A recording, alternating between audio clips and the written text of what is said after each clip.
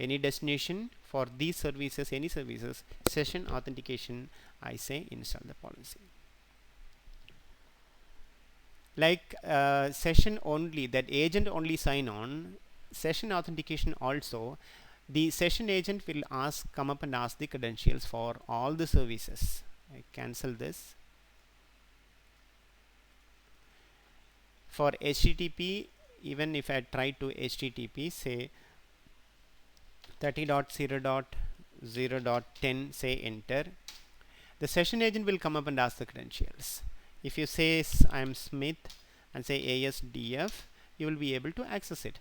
That means the session agent is asking the credential for both FTP and both the services. But here it is available, the security is that if you log off this particular system, then the session, you have to give the credentials, and not like client authentication. If you log off the system, say 10.10,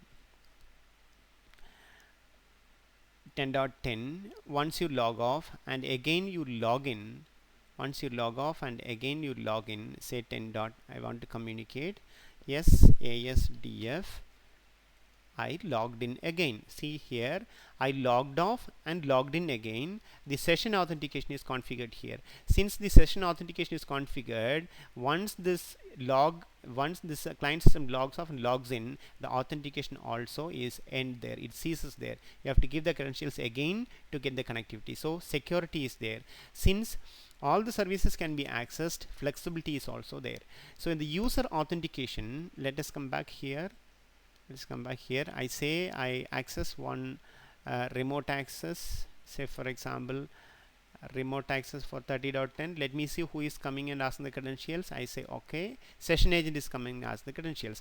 I cancel this, I cancel this as well. I try to access an in-band services, say 30.0.0.10. even then the session agent only is coming and asking the credentials. That means once you configure the session agent will come up and ask the credential for in-band as well as out-of-band service. But the difference between agent only sign on method under client authentication and the difference between the session authentication is that in both the cases session agent only will ask the credentials for all the services. But in the session agent configuration here, the session authentication configuration here, once you log off and log in, you have to give the credentials again. So in the user authentication, flexibility is not there, security is there, because every time when you access you have to give the credentials. But in the client authentication, flexibility is there but security is not there. So the security issues in the client authentication and the flexibility issues in the